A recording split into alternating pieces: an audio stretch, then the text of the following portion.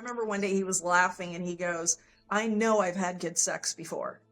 He goes, but I never realized how bad it was until I was with you.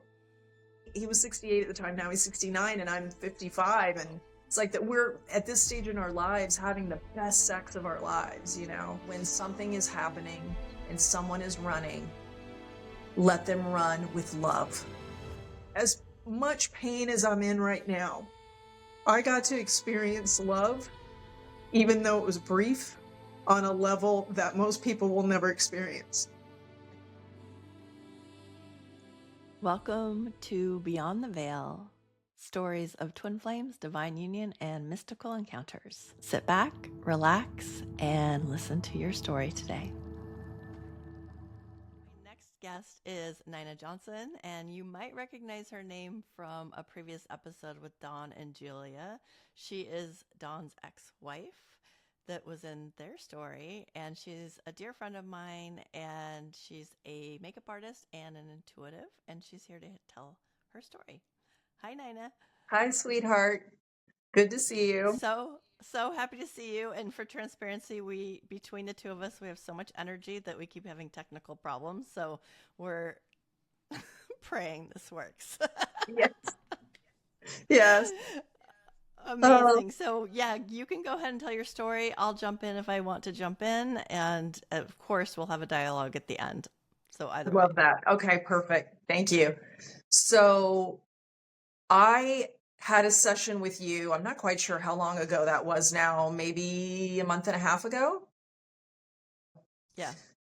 Who's counting time? And I came to you and said, I've got to talk to you about what's going on. And you introduced me to the whole twin flame thing. I had heard of it, but I didn't know anything about it. So, and you let me know that that's exactly what's been going on. So, I'm a total newbie at this, just learning. And most of what I've learned from you, and then started to do some research on it. And it clicks and totally makes things make sense now.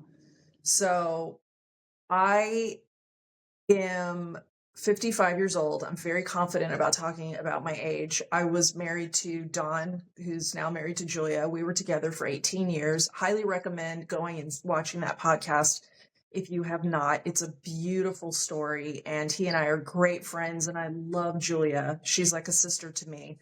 And people always find it so interesting how the three of us love to hang out together and have such a great relationship. But the point of telling that is that I've lived a full life and had love in my life. And when I encountered my twin flame, I knew something was completely different and I couldn't understand it. I grew up being adopted, being put up for adoption at birth, and I was adopted around 2 years old and had a very traumatic childhood. And around 3 years old, I realized that something was different with me, where I could see things that I don't think most people could see.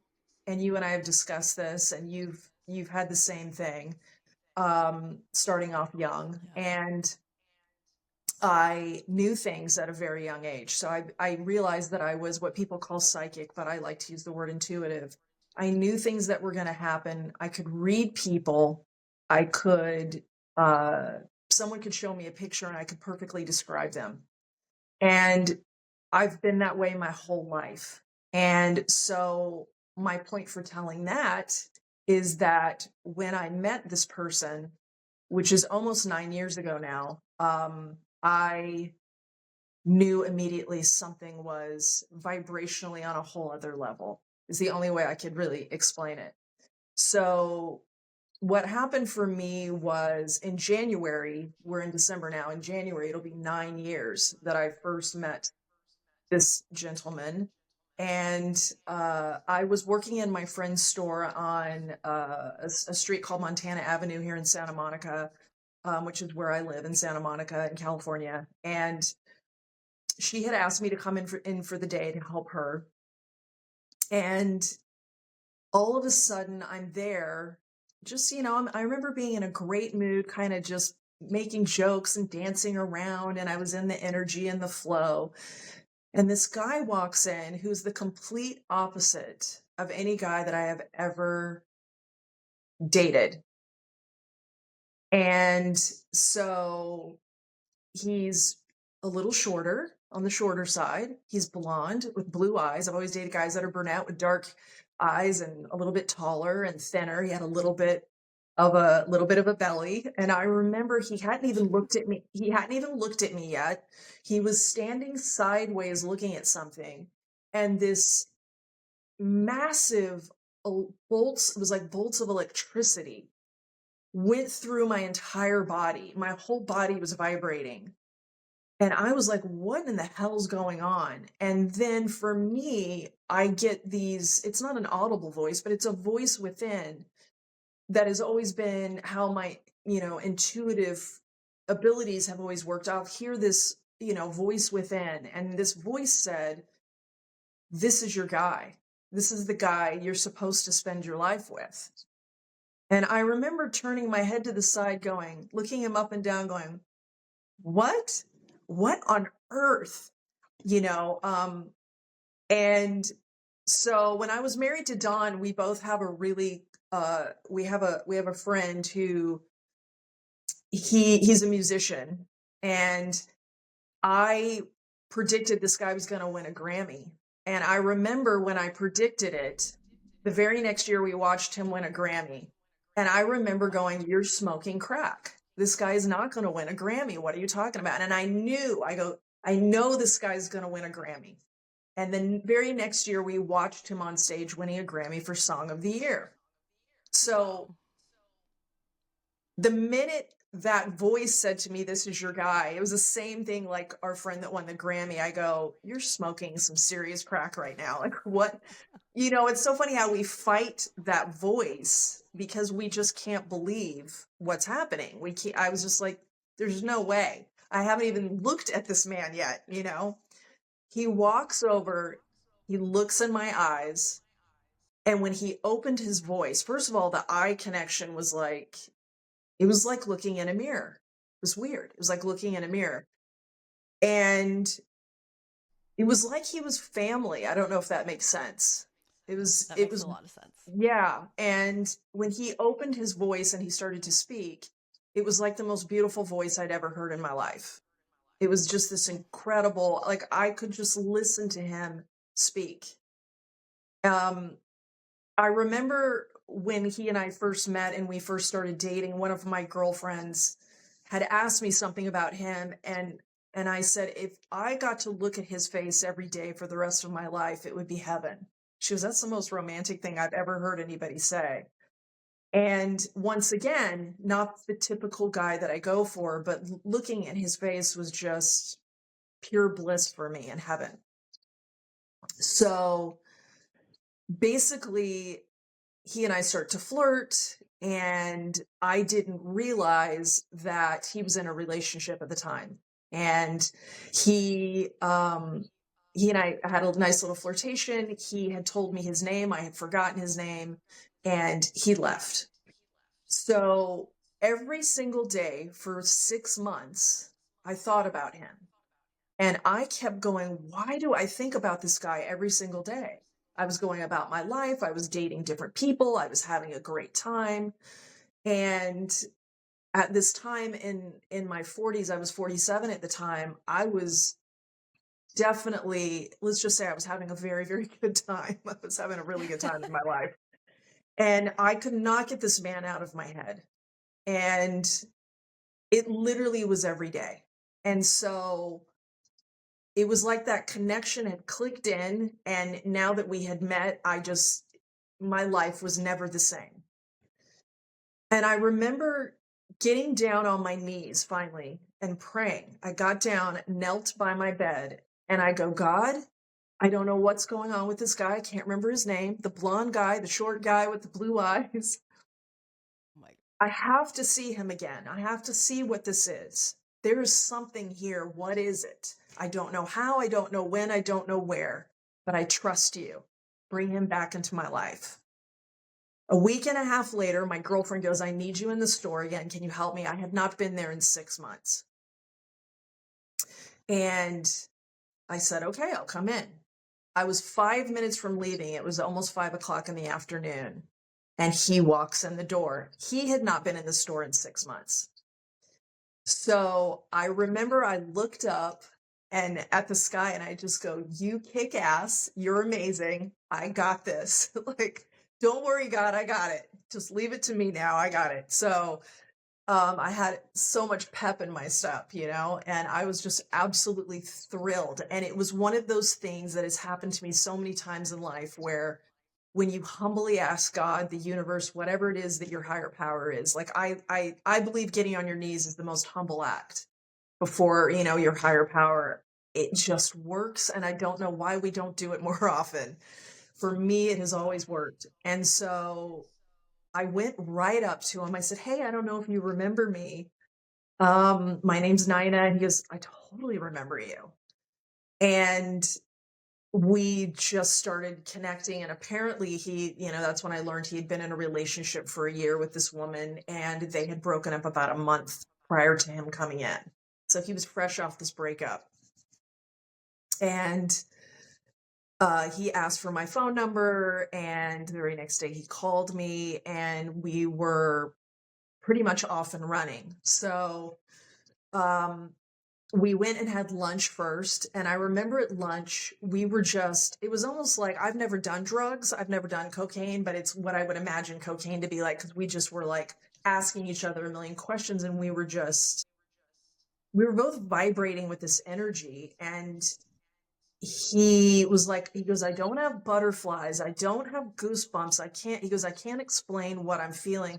I'm feeling something throughout my whole body and I can't control it. And I said, me too. And then when I left the restaurant, I remember I kissed him on the cheek, which I don't do. Like, it's just such a random thing. I kissed him on the cheek, and he was the same thing. He goes, nobody's ever done that. It was just like this touching moment we had. And then I got in my car, and he called me and he goes, what just happened? I said, I think we kind of like each other a little bit. That's all I can tell you. So we proceeded to go on these dates, and nothing physical was happening. And we would just go and spend time together, and he would call me and we would have these amazing conversations. And then I could feel him being scared. And I was terrified, and he was a very, very good communicator, and we would have these conversations and we would acknowledge how terrified we both were. All of a sudden he calls me and he says, I think I'm still reeling and in pain from this past relationship. She had cheated on him. And he goes, I think I need some time. And I said, you take all the time you need. I've been in your position before. I know what that feels like. Do what you need to do. And we had this beautiful 45-minute conversation that was just really loving and sweet and kind. And of course I got off the phone and I was sobbing because I knew I knew there was a glitch in the system. This is not the way this was supposed to go. And he proceeded in the next few months to come in and out and in and out and in and out of my life. And with the getting close and saying, I want more, and then just using the ex-girlfriend as an excuse. And he was really, truly afraid. And he would say these beautiful things and open up, and then he would, pull back. And I knew that's what it was. And I eventually said, I can't do this. I can't do this anymore. I'm just, let's not talk for 3 months and let's give it some time. And he goes, please, please, please don't do that. And I said, I got to do that for my own sake. So I did that. And you and I have discussed this at this point. 3 months later, events proceeded where I got very angry at him, and I got massively triggered in a way that I've never been triggered before. This guy triggers me like nobody else. And I wrote a 5-page letter, and you and I have laughed about that because you said that you did that with yours as well. So do not write 5-page letters, and do not send them in the mail.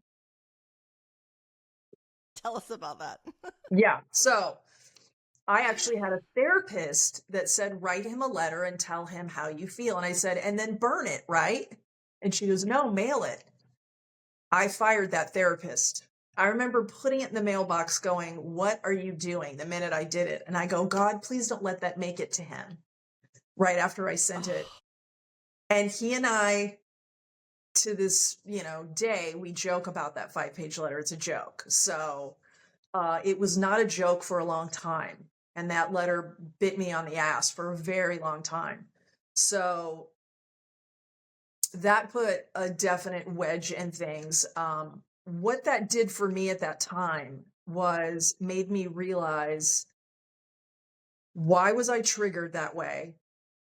It brought up all my abandonment stuff from being adopted, all the stuff from my mother who had, abandoned me, not my birth mother, but my adopted mother as well, had been very abusive and abandoned me. All of these things from my childhood had come up. And Julia, who is married to Don, my ex-husband, suggested a book called The Presence Process by Michael Brown. Highly recommend it. It changed my life. And you're supposed to do the book 3 times with 3-month intervals in between. And I did that.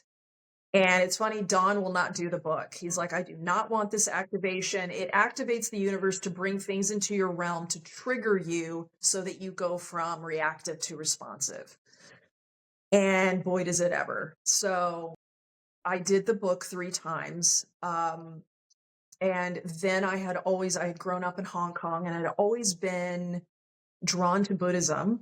And I think that it was interesting growing up at a young age in Hong Kong. I realized that I definitely had been in that culture uh, in a past life. So basically, I started practicing Buddhism and I went to a Buddhist center and I got awarded almost immediately something that's called a Gohanzen. And anybody that knows anything about Buddhism knows about that. That's what you chant to. And it's very rare to get awarded that quickly. It was definitely meant to be, Buddhism was definitely meant to be in my life. So all of these spiritual things started happening for me where I started to see things that I needed to work on. And I started to soften. And I started to realize that with this guy, for the first time in my life, I had been in my feminine in a way that I had never been before. I had always been more, because of my childhood, I had always been more tough and had these walls up.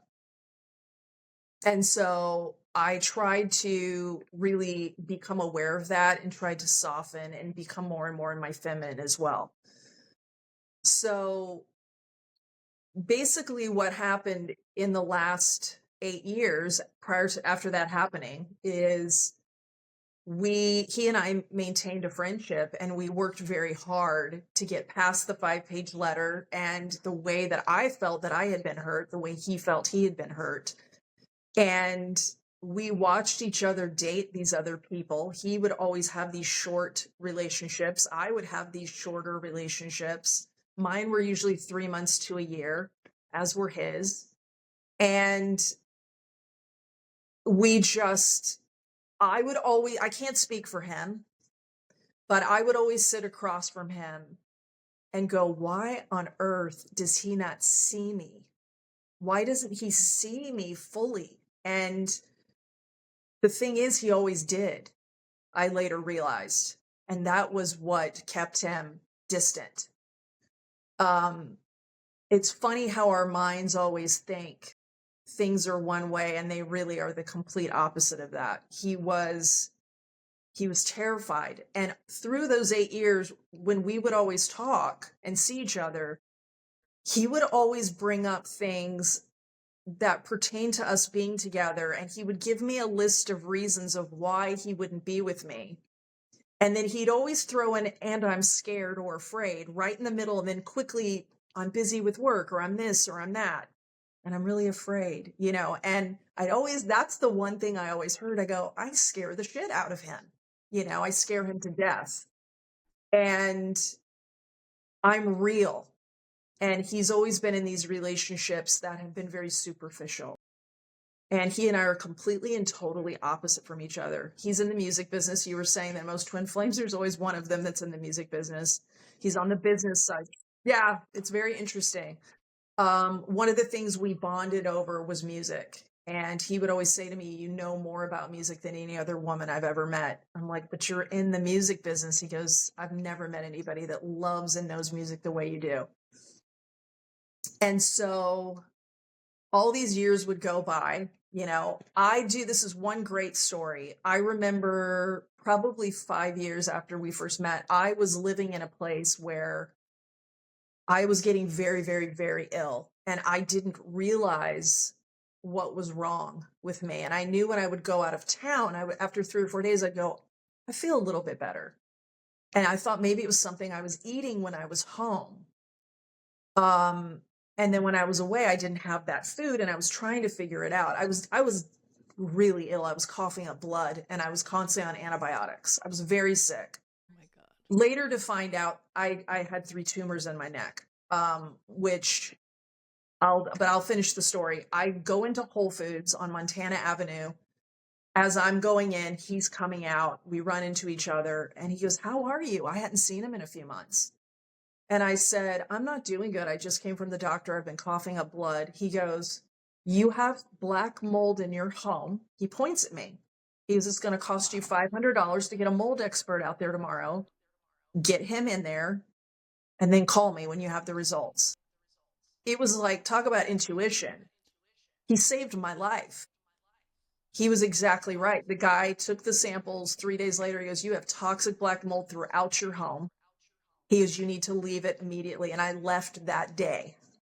And I will never, ever forget that guy saved my life. Had I not bumped into him that day, God knows what would have happened. Ultimately, we believe, the doctors and I believe, and I did a lawsuit and I won, that the 3 tumors were caused by the mold. So that's just one of there's so many stories about how he and I would just bump into each other at these random places and times. And I actually was there for him through a couple of his breakups. And it would kill me inside. It would hurt, but I would talk to him and I would listen to him and I would say, you did the best you could. You tried, or whatever. I'd always be supportive. And I never really talked to him about men that I was dating. He would always try to ask, and I would just, we don't need to talk about that. Because I was always in love with him. From the moment I saw him almost 9 years ago, I've been in love with him. And it's never waned. And so basically, about the beginning of this year, 2024, he and I started spending a little bit more time together. And one night we went out to dinner and he said, do you want to come in my house? Which I very rarely ever went into his house. And I said, yeah. And we started playing DJ and playing our favorite songs to each other and started rubbing each other's feet. And I was like, what is happening? Like, it was like this cord. I could feel this cord going from his chest to my chest. I could almost see it, Kimber. And it was this cord, and it was like this. It was magic. It was heaven. Nothing physical, other than rubbing each other's feet. We didn't need that. It was like this beautiful, beautiful thing. Next morning, he goes, that was one of the best nights I've ever had. He goes, what was that? He goes, can I see you next week? So the next week we had dinner again. I came over. He said, bring a swimsuit. We got in his hot tub. The full moon's out, and I'm obsessed with the moon. I'm a Cancer. I'm ruled by the moon, and I've got a little half moon tattoo. So cute. I just remember going, why doesn't this man kiss me? Why is he not kissing me? And it's just another magical evening, and it's like nothing I've ever experienced with any man. No offense to any of the men, to my ex-husband, to any of the other men that I've dated. I can't, you can't put it into words. You're in a state of bliss, and you're in a state of complete fear as well, because it's so powerful. And So the next morning, the same thing. He goes, that was the most unbelievable evening. And I said, I found myself wanting you to kiss me. Was I alone in that? And he goes, maybe we should have a conversation about this. And we talked on the phone, and he goes, I absolutely want to kiss you. I've always wanted to kiss you. I didn't know if that was okay or allowed. He goes, we got into this place of friendship the last 8 years, and I didn't ever want to cross a line. I always assumed he knew I was in love with him because to me, I just emanated. It's, um, which that reminds me of a story years ago. We had dinner with one of his friends who is from Europe, who is this guy he's a scientist, and the government, this guy is so brilliant, and the government uses a lot of these technologies that this guy makes. And turns out, as the three of us are having dinner, this man is incredibly spiritual as well. And we start discussing all of these things. And my guy is over on his cell phone because he's very superficial, very, he's over on his cell phone, not paying any attention to this spiritual conversation I'm having with his friend. And his friend says to me, you love him, don't you? And I go, I do. I always have. He's not hearing a word of it, which blew my mind.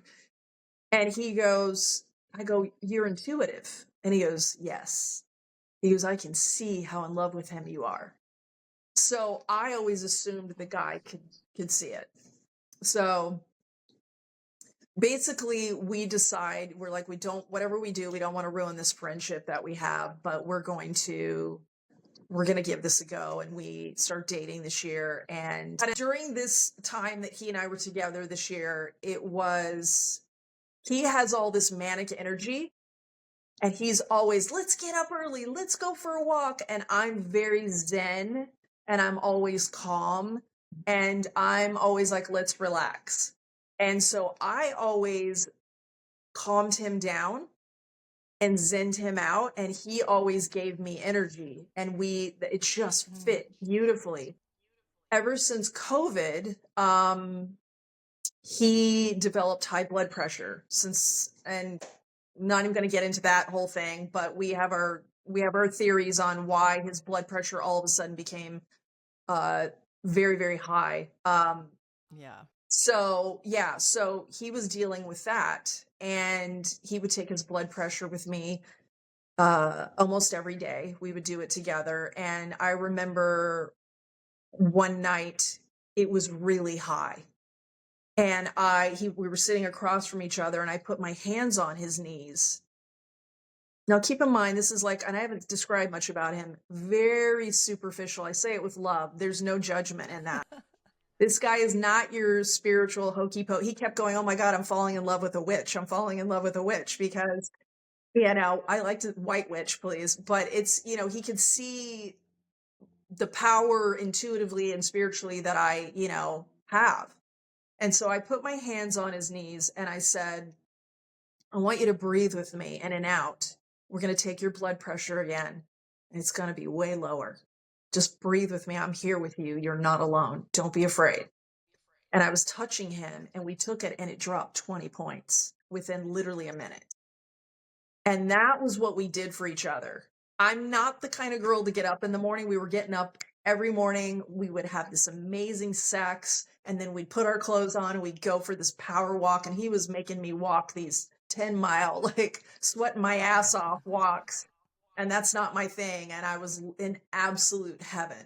And that's the other thing. We can talk about sex a little bit. I have never in my life experienced anything like that, and neither had he. And you explained it to me that it's the Kundalini and the chakras opening. He said to me after the first time we slept together, he goes, I found myself saying things to you I've never said to anyone. I didn't say to my wife. I haven't said to any of my other girlfriends. We would hold each other's faces. We would say the most romantic, deep, profound, sweet, loving. We were seeing each other. And he goes, what is it? And I go, you're seeing me completely and I'm seeing you. And it was like the orgasms were unbelievable. It was like for both of us, it was like, and it was the connection and the way we would look at each other. And I can't imagine wanting to sleep with anybody else after that. And so basically, I kept being really afraid, and I would call a girlfriend or two and going, oh my God, what's going on? So they'd have to talk me down. And uh, he had not introduced me to his son yet for the first couple of months. And I thought, when he introduces me to his son, I'm going to know he feels safer. And he introduced me to his son. And then you want to talk about, a connection. His son apparently had not liked any of this guy's girlfriends for 20 years. The guy's 32, the kid is 32. Wow. And the first night after dinner, my guy got up and left the table, and his son goes, may I have your phone number? I'd really like to have it. And I said, absolutely, I would love that. And I proceeded the next night when I was with my guy. I said, did you know your son asked for my phone number? And he goes, what? What? He was like shocked. He goes, he's never done that. And the son and I just forged this incredible bond. And I felt so protective and maternal with him. And he felt very protective towards me. And he's the total opposite of my guy. He's tall and big and looks like a linebacker.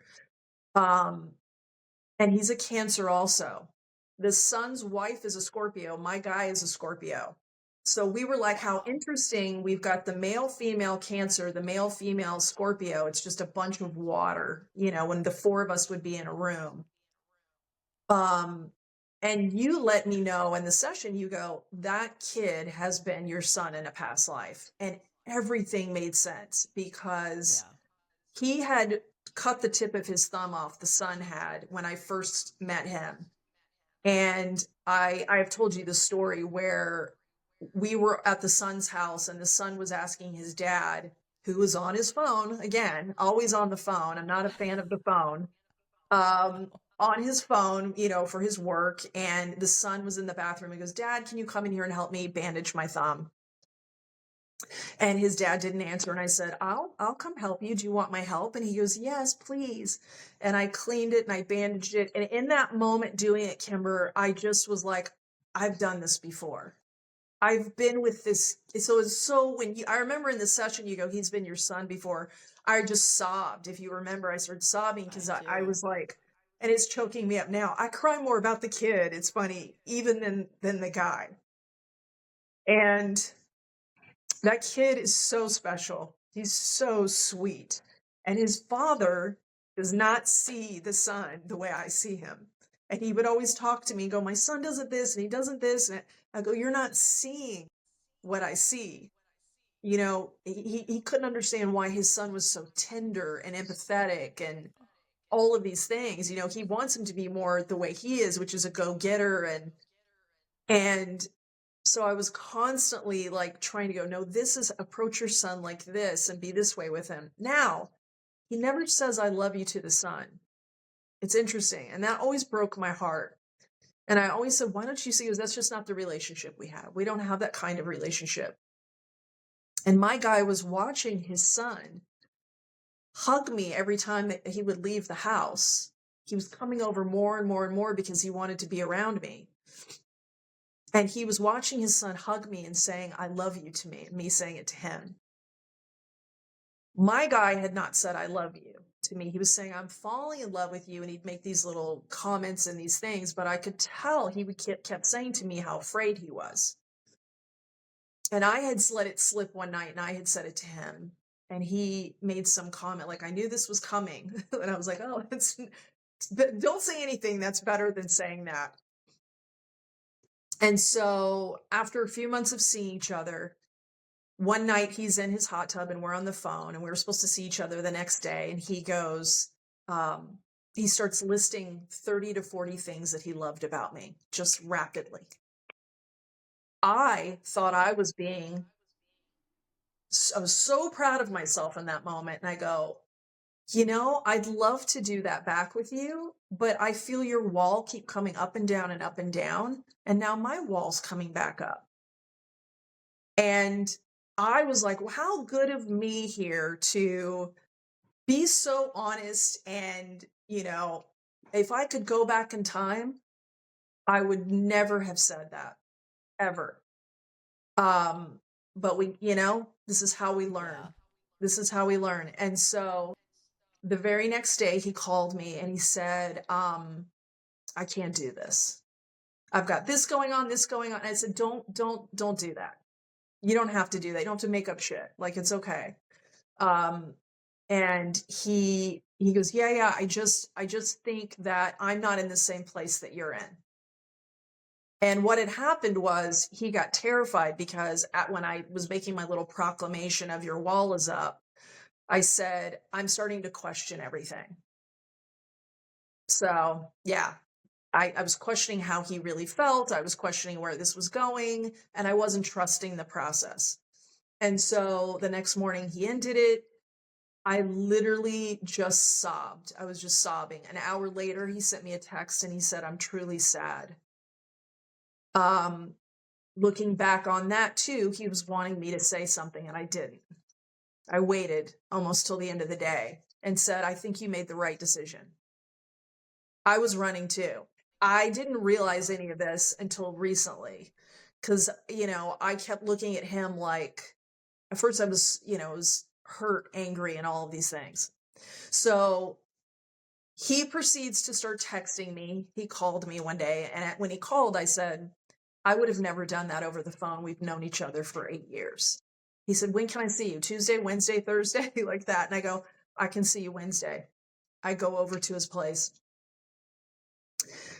I'm realizing as I'm there, I'm like, I'm, and he knows this. I knew that we were going to have this conversation and probably not see each other for a while until I got a grip on, being able to just be his friend. That was the thought process. So, should I I've told you the story about Bobby, the story Bobby told me. Should I tell that? Yeah. Okay. It's Okay. So I love it. yeah. So, my friend Bobby. Bobby is, of my friend Bobby anyway. Bobby's incredibly wise and someone we both respect. And Bobby had called me literally right before I was going over to his house after this week-long breakup where I was sobbing. I hadn't eaten. I'm heartsick. And Bobby proceeds to tell me he's been married for 10 years to his wife. And he proceeds to tell me, he goes, yeah, something like this happened in the beginning with me and my wife. I said, really? And he goes, yeah, he goes, I got scared and I got freaked out and I said, I can't do this. And I ended it. And I go, well, clearly you guys have been together 10 years. What changed? What happened? And he goes, she said the perfect thing. And I go, what is it? What's the perfect thing? And he goes, she said, you do what you got to do. You do what you need to do. And he goes, and then it took me a little bit of time, but then I was like, this is the one good thing in my life. This is the one thing I have where all these other things are not making me happy. What am I doing? And I woke up.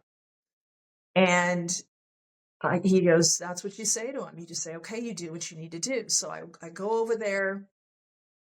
I can see instantly, the first thing he says to me is, my God, you're so beautiful. This is not going to be easy for me. He orders dinner, we have dinner. At one point we started hugging and it was like it felt like we didn't let go. I'll never forget as long as I live.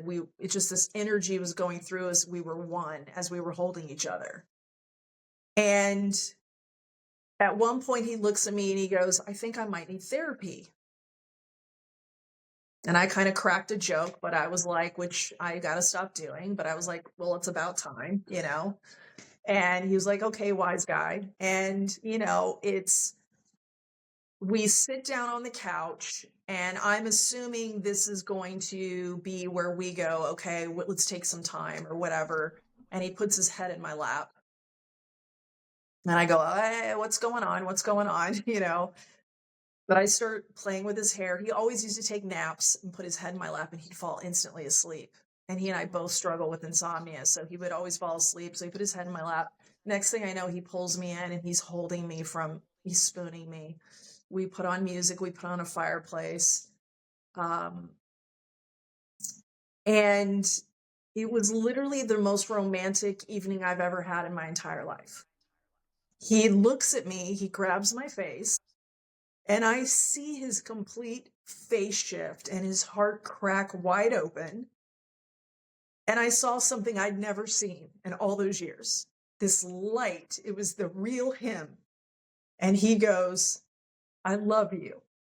I've been in love with you. I've been wanting to tell you since you told me, and I've been terrified. And of all things, I don't know why, it's just me talking. I go, I know. It's okay. Thank you. I said, can I tell you back? And he goes, please. And I said, I love you too. And then I said, are you okay? Because I knew he had so been struggling. And I knew he had been a love avoidant his whole life. And that's why he had dated the kinds of women that he had dated. He didn't want anything real. He didn't know how to handle it. And I said, are you okay? And he goes, I've never been better. And it was just this it was like there's this aura, this bubble, this egg shell around us. And it was just light and love. And we were both kind of looking at each other like, what in the hell's going on? And he had said to me while we were dating, he goes, you were worth waiting 8 years for. And I said, that was worth waiting 8 years to hear. That was worth it. And for me, it wasn't just dating him this year and hearing it was since the moment I met him. I never believed in love at first sight. I was like, how in the hell is that possible until it happens to you? I absolutely 100% know it's real. And so I've been waiting all this time and he finally let it go. And so I knew when I got home, I was elated, but I knew because I said, I'm not going to stay here tonight. I'm not going to sleep with you and I'm not going to stay here. And he goes, okay. And I thought, this is going to really rock him and terrify him. And I have to stay calm. And the next day I didn't hear from him all day. And so I'm just starting to get more and more sick in my stomach and anxious. Because like I said, one guy, one person that can trigger me like nobody's business is him. Had it been anybody else, I could have handled it. And I have handled things like that in the past, where guys don't do what they say, whatever, and I'm like, whatever, their law, I'm fine. And then he texts me that night and he goes, I've had a little too much to drink with my son. And he very rarely ever drank around me. I'm sober. So he occasionally would have one drink or two. And so I go, he's drinking because he's uncomfortable about what happened and about what he said. And so I said, oh, okay. And then he apparently passed out, fell asleep, and then texted me around midnight. And he said, are you still awake? And I said, yes. And he called me, and his son, for that week that we had been broken up, had nonstop been badgering him. I'm sorry. I didn't realize until the guy had told me the day before when I was over there, when he said, I love you. He said, my son has been badgering me morning, noon, and night. Are you going to get back together with Nina? I love Nina, please. And so I said, did you tell your son? Did you tell your son? Because in my mind, everything's fine. We're going to get back together, because he said, I think I made a mistake. I love you. I've been miserable without you. All of these things. And we had just, completely opened up our hearts. And he goes, I told my son that he should stay in touch with you. And I go, what? I go, what's going on? And he goes, I can't do this. I can't do this. Now, I wish I had it in front of me, the text in front of me. He had sent me a text within that week that we had been broken up. Kimber, I read it to a couple of my friends. Did I ever read it to you? I don't think I did. He wrote me this long text And the people that I read it to started crying. They were like, this is the most beautiful thing I've ever read. And in the text, one of the things that he says, he goes, you've shown me love and intimacy on a level that I've never experienced before. And I know that it's fear, it's complete and total fear. So he goes, I can't do it. And I go, I'll tell you what I can't do. I can't do this. I go, I'm done. And then the next day I sent him a text because I was so triggered. I go, I hope I never see you again. Oh. Now, you and I have talked about this too. Mm-hmm. Saying things, people that know us, I don't talk like that. That's not me. Yeah. I am so loving towards everybody. And it doesn't matter what race, religion, Democrat, Republican, doesn't matter. I love you and I accept you. And I'm not that person. And I was like, I hope I never see you again. And so 2 days late, I didn't hear from him. 2 days later, I said, I'm so sorry. I'm just really hurt. I'm so sorry. Nothing. And then a week later, he sends me this it was my 5-page letter, 16 paragraph, how dare I say that and hurt him and da da da da da da da. And he doesn't feel safe with me anymore. And I was like, wait, you don't feel safe. I don't feel safe. My heart had been ripped out. It's like you put the rug and then you ripped the rug out. Mm. So we have not spoken since. It's been a little bit about 3.5 months. And you have basically said to me, don't reach out. This is for him, So I have not. And I think, because you and I have discussed this and I've talked about it, it's like, I know you just had a podcast on where someone is reunited and I think they're married. They're together, they live together, They're twin together, but flame. they're not Yeah. married. Okay. Yeah. And someone needs a tissue. And Oh. And crying is beautiful. Crying's so good. It's so healthy. It is. I love Everybody it. cry right now. So, what this whole experience has taught me, it's taught me a million things, but vulnerability, it's the only way. And it's like that. I hope I never see you again. I'm so good at being vulnerable. And in that moment, Mm.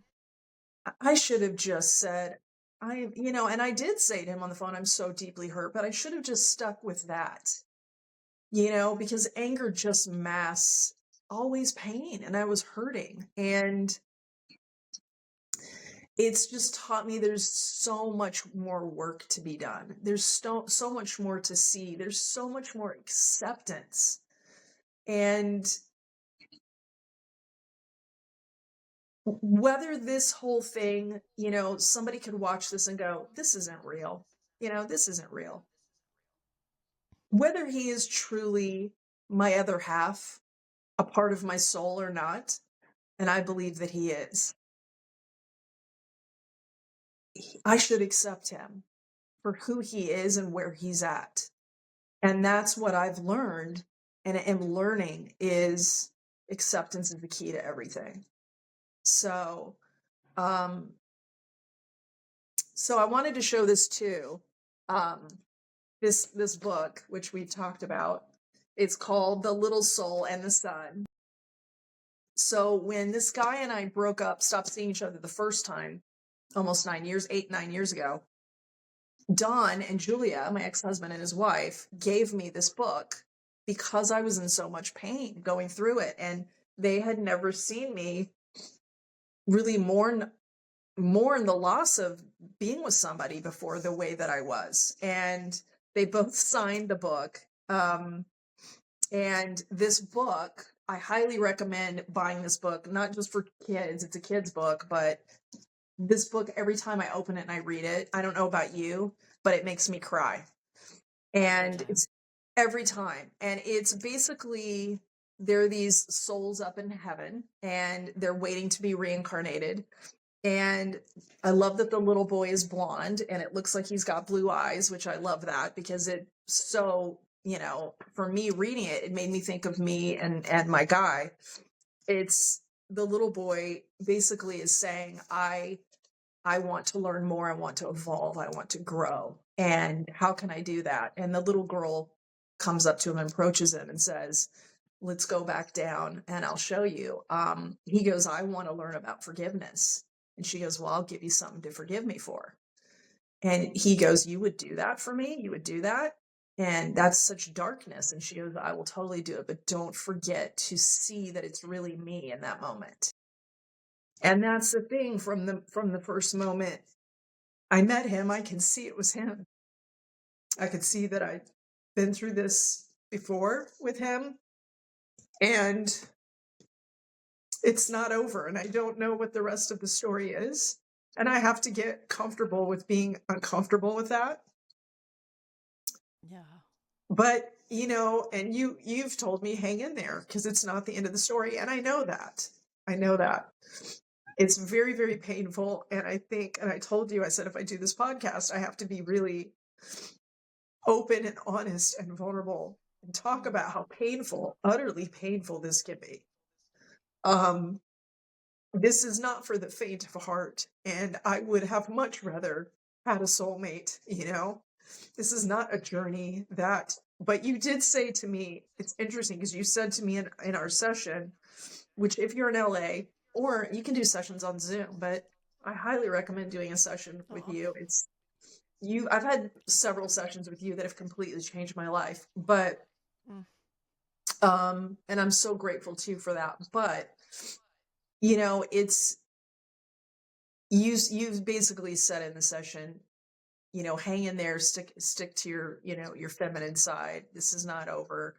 And it's shown me, this whole thing has just shown me all of the things that I need to let go of, accept, love of self, loving him for exactly who he is and where he's at. And it's all of that. And it's a process and it's painful. And I feel like my right arm's, I'm right-handed. I feel like my right arm's been cut off. And yeah. And it's, and you and I, like I said, you and I discussed how, because I know your story, it's completely utter anguish. It's heaven and hell at the same time, So Yeah, 100%.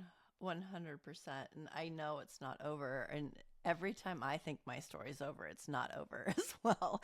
It's like you have this like black and white thinking, doom and gloom, like, oh my God, it's over. Never gonna see him again. And then something happens because it is that dance in to activate, dance out to integrate. And there's so many more lessons. And I think a lot of it, like you kept saying, is opening up to that feminine side of receptive and open up to that allowing and know that you're worthy of love and worthy of God and worthy of that kind of connection. And whatever, it's not about him, but eventually that energy just dances back in. And there's quite a few things that I was totally resonating when you were talking. And I know we've talked about this, but like the letter, I have a letter and it is the most, if someone said, what's the most embarrassing thing you've ever done? And I'm like, it's the letter. And I had a moment where I was going to figure out what this was because I didn't know it was in early 2000 when this happened, and I had no idea what a twin flame was. I didn't even know that there were healers or people doing this kind of thing. And something compelled me to take a letter with me, and I wrote this like 8-page letter of everything I've ever thought, and I took it with me and I went to a show, and there was a moment where we were walking. I was like, can I talk to you? And he's like, yeah, you can talk to me. And he put his arm around me. We started walking and he got scared and ran. And I was like, don't you run from me. And then his bodyguard saw the letter. I took the letter out of my purse and I was just holding it, not knowing what to do. And the body goes, I'll give that to him, and took it to him. And literal all chaos ensued around that letter. And it was so embarrassing. And later, when he'd bring it up, I was like, just let's not talk about the letter, please. my Because guy it brings up caused, that letter to this day. 8 years later, he will it's bring up just letter. And like, I think oh I my told you, God. I will tease him and I go, oh, you've got this basement, a basement that no one knows about, where you have the 5-page letter framed, each page framed down there. You have it memorized. You know, you do. because you have to Yeah. joke about it. What are you going to do? It's so embarrassing. Yeah, I'm blushing now just thinking because I Yeah. was 29 when I wrote it, and so it's really young too. Like I've Right. reread it, and I'm like, oh my God, I was so naive and so young. It's so embarrassing. Well, I did it in But my yeah, 40s, so so at least you get a don't write pass the for letter. that. Totally.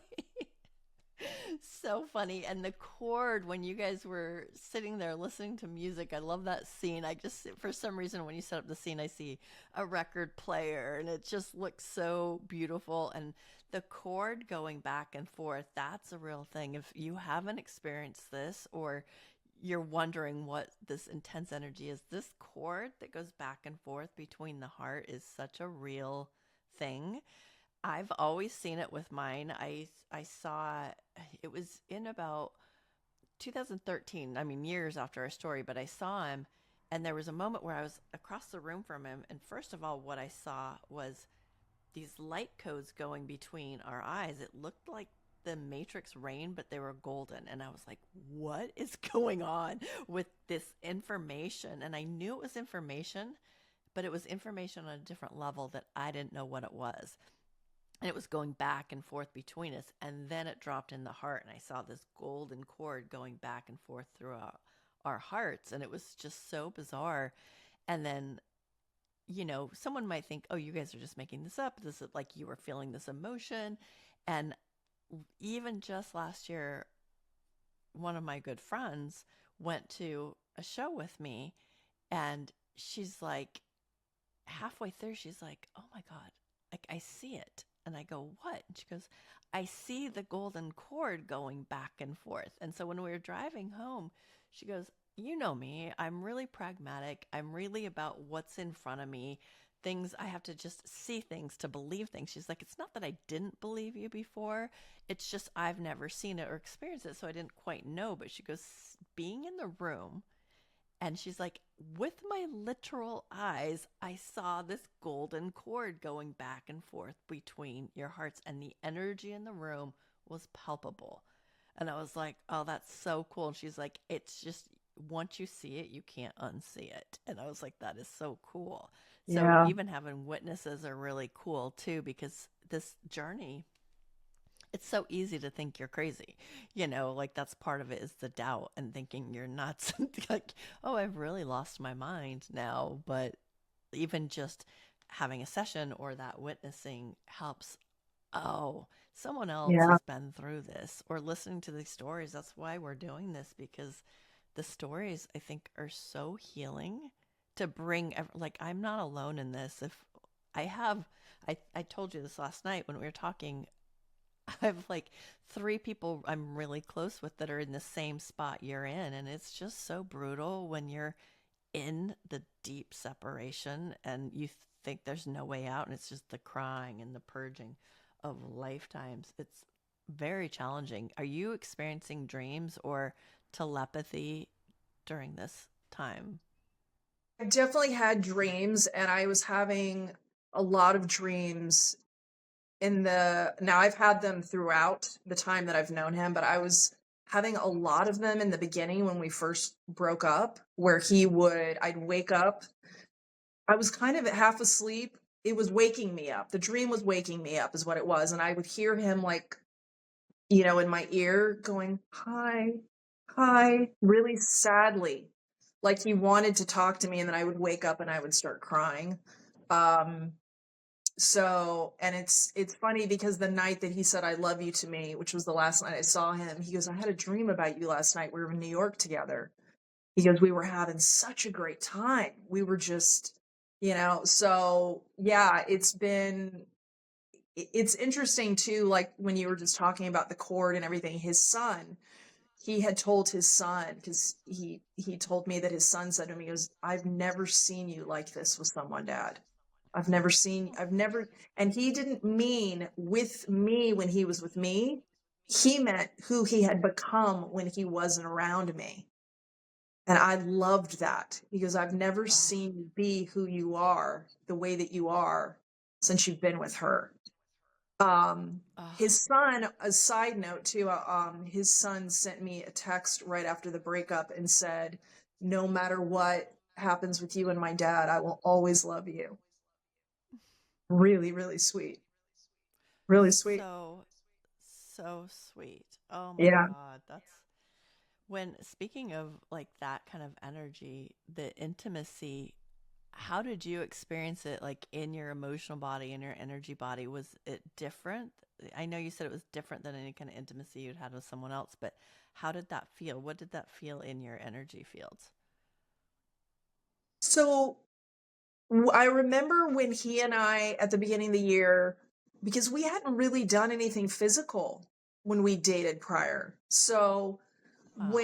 when he and I started kissing, I'm not a kisser. It's the weirdest thing, Kimber. And sorry, Don. Don can tell you this. Any guy I've ever dated can tell you this.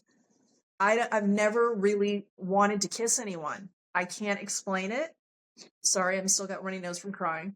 I cannot Mm. explain it to you until he and I started kissing. I go, this is why. This is why. It was, we had this whole conversation the next morning after the first time we kissed.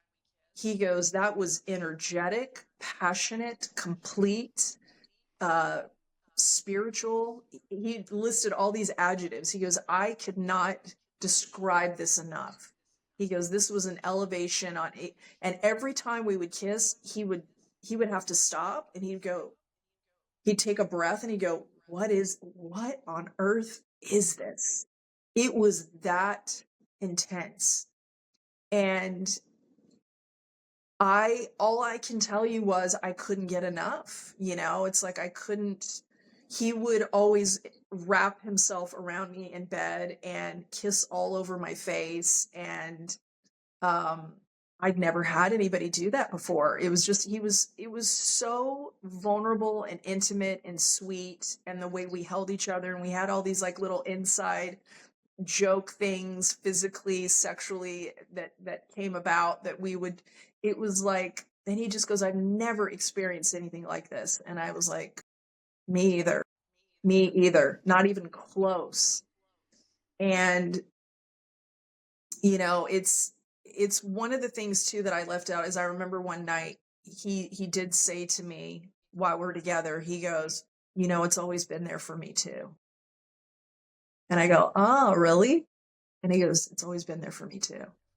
He was not comfortable with saying all of the things that, and like I said, I was comfortable feeling them and knowing them, but I don't know how much I was saying. I was saying more than he was, but I was still had that fear. But it was overpowering. It was scary. It was exhilarating. It was like being on a roller coaster. It was Wow. heaven. It felt meant to be. It felt like this is all that life is really supposed to be. Life is not supposed to be anything else other than this. This is the meaning of life. It was like that intense of a love and an intimacy. And Mm. intimacy is into me see. We were Yeah. seeing each other on this Oh, beautiful, beautiful level that I've never experienced. And to yeah. hear him say to me every day he was that we were together, he would always say, my mind is blown by this. And it was, Oh, I remember one day he was laughing and he goes, I know I've had good sex before. He goes, but I never realized how bad it was until I was with you. So, and all of his friends knew, like, and thank God none of his guy friends ever said anything to me, but all of his women friends would go, I hear that you guys are having the best sex you've ever had in your lives. Like, so he was telling all of his friends, he was like, so just, nice. yeah, which, and I had no shyness about. I was like, I know it's amazing that he was 68 at the time, now he's 69 and I'm 55, and it's like that we're at this stage in our lives having the best sex of our lives. Oh, that's the best news. I tell everyone out there like that's Yeah, amazing. no, it's I incredible. It's love that. incredible. Yeah. That's Yeah, that the kiss is so intimate, and I think I get why you don't love kissing people because it is so intimate. It's the It's most so intimate right thing you can there. do. Yeah. Yeah. And I remember kissing him once, and we were in a club. I mean, it wasn't anywhere intimate or beautiful, but we started kissing. And I remember it was so magical and so mystical that I was entraining my brain to remember every single part of it, the Yep. DNA, the like the feeling. And I was just like, okay, remember every single tiny bit of this. And it was so weird because I could see my neural pathways just like forming to remember that moment Yep. because it's so incredible. I was like, I'd waited years. We'd kissed when we were young, but I'd waited years to do it again. And when we did, it was just mind blowing. And I just couldn't even basically stand. I was like, how do I stand? And I'm supposed to be dancing, but it was just, I had stopped in my tracks. It's pretty incredible. So much.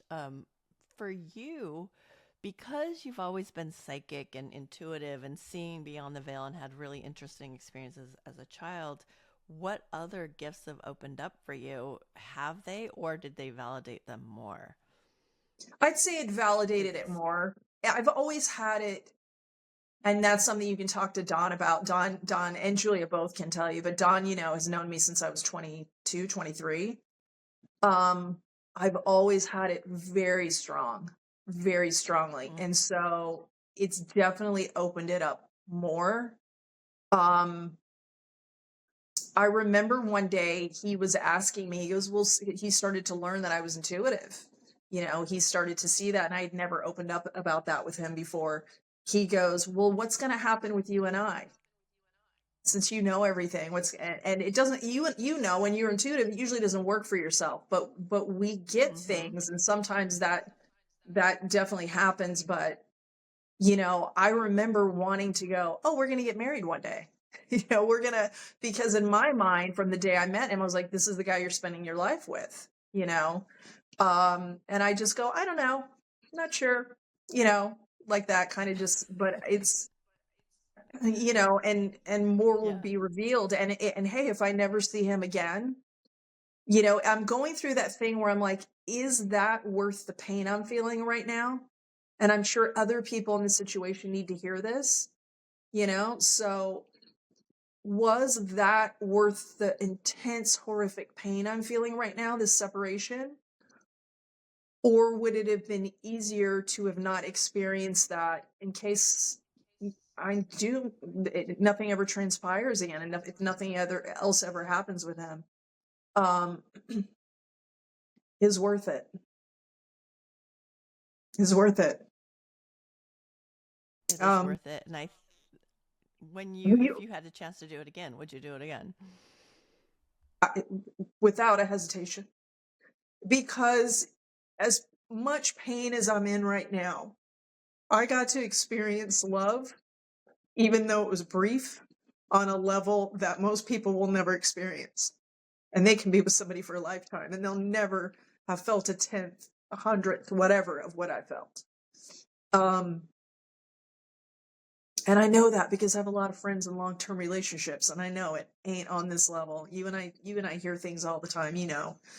Um, so, yeah, yeah, it was worth it.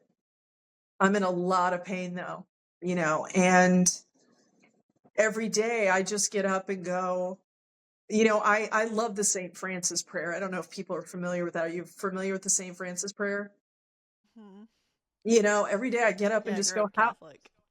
okay, how can I love instead of, needing to be loved? How can I understand instead of being understood? How can I be there for other people and emit light when there's darkness? And how can I, one step at a time, one day at a time, just be the best human being I can be and get through this and hold that part of me that is so disappointed and in so much pain. Yeah. And to be honest, I am a little angry at him for being so afraid and running from this. I am. And I'm still disappointed in myself for having not done better. But every day I send him a message telepathically and I say, I forgive you. Please forgive me. And I promise next time I'll do better. And that's all I can do. That's all I can do.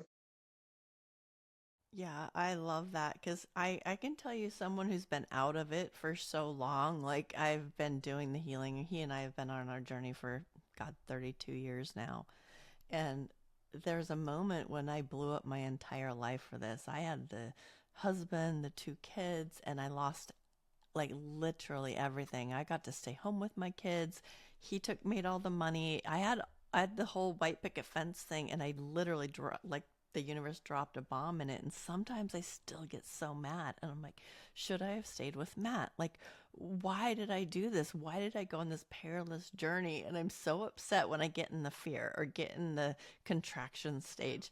But then I always have to pull back, and I'm like, no, it it was so worth every second of it, even going into the depths of hell in order to resurrect myself and come into my dharma and what I'm doing and holding it. And I get being mad. I'm still mad. I'm so mad that he didn't get it. And I get when you said, he got scared. There was a moment when mine said, I love you more than anything I can ever imagine loving anyone.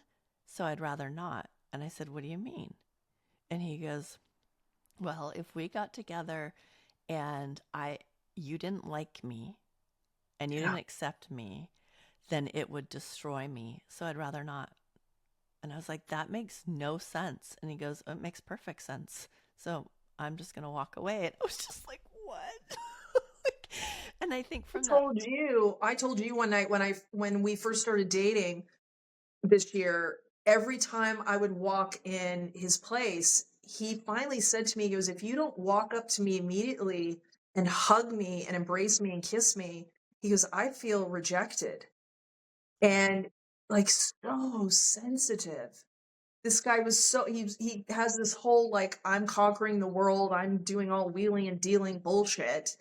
And the truth of it is he's so sensitive that these guys and musicians, please, your guy, it's like, yeah. it's And like he said who's more cancer. sensitive? Like, Yeah, we're the most sensitive of the zodiac cancer. mm-hmm. So, and it's like it, it's one of those things where it's so overwhelming for them. It's so terrifying, and I get it. It's scary. It's interesting though.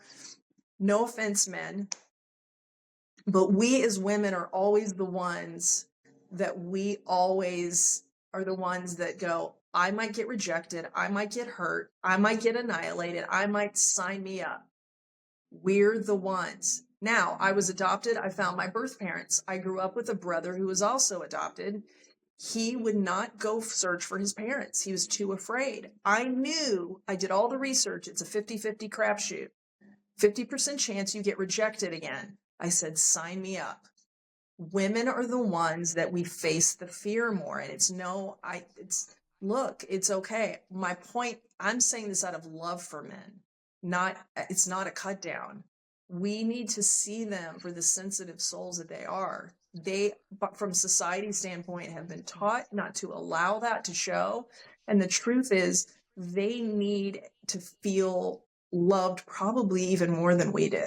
They really need to feel safe and secure.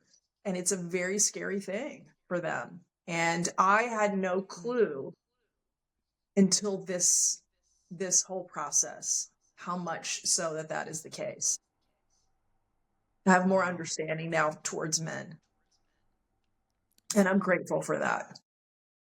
Absolutely. And it's hard in this culture for men to be what they are. And I had this beautiful session the other day with this woman who had this third eye opening, Kundalini awakening, but she's Iranian. And during her, like, she had no drugs, no nothing, but it was like this huge activation where she was seeing things, hearing things. But one of the things she was hearing was the feminine's going to reawaken the Iranian men because they're a bunch of men with broken hearts. And Mm. I was like, oh my God, it just was so beautiful. I'm probably not doing it justice, but it was really beautiful. And I said, oh, that's collectively even. And it can start there, but the whole world, we have a bunch of men with broken hearts that don't know what to do. And Yeah. don't know what to do with that. And I know I've said it in this other podcast, but in these dynamics, the men's empathic body comes online. It's very uncomfortable. And to feel that deep love and that deep mirror is terrifying for that masculine energy. And they do what they can to survive. And sometimes that means leaving in order to not feel it, which is unfortunate, I think, for the feminine. Until the frequency of the planet gets higher, until we do the collective work, the men do the collective work. We've been doing it for so long, but I do see more and more men coming online and more men wanting to do the work. So I have a lot of hope of what's coming down, that union can come into this planet. Those of us, myself, I'm not talking for you, but those of us for myself who were kind of the first wave of volunteers on this twin flame journey, I feel like we paved the way, but we just met at 20 years old, where it was just, that's a really challenging thing to hand a 20-year-old. Here's Yeah. this intense God love, and you're going to remember lifetimes and past lives, and that you guys flew in the ethers as children, and it's just a lot for a 20-year-old to hold. So I don't have a lot of hope for myself in this lifetime, but I do for other people. And I think that's what part of this podcast is holding that light for other people and that beacon, so that more unions can come, but remembering its union with God and remembering its union with the divine first and foremost. And that's how it's surrendering your soul to God, surrendering your whole body, the whole path, the whole union to the God consciousness and your higher self, and let our higher selves work it out in the most perfect order. I have a question about your childhood and your intuitive abilities. Do you think, like I do, that traumatic childhoods open up your sixth sense? Abso-freaking-lutely. Yeah. There's a book called, ugh, maybe somehow we can put it in the link because I don't want to butcher it. I think it's called The Sensitive Intuitive. I'll send you a Okay, picture of the book. That book is like my perfect. Bible. Oh, And amazing. it does say in the book, because everything I read in the book, I was like, oh my God, this is me. This is me. This makes sense. They say that children that go through traumatic childhoods tend to be more open to, yeah, the sixth sense. Absolutely. Yeah. And Yeah, for me, it yeah. happened at such a young age.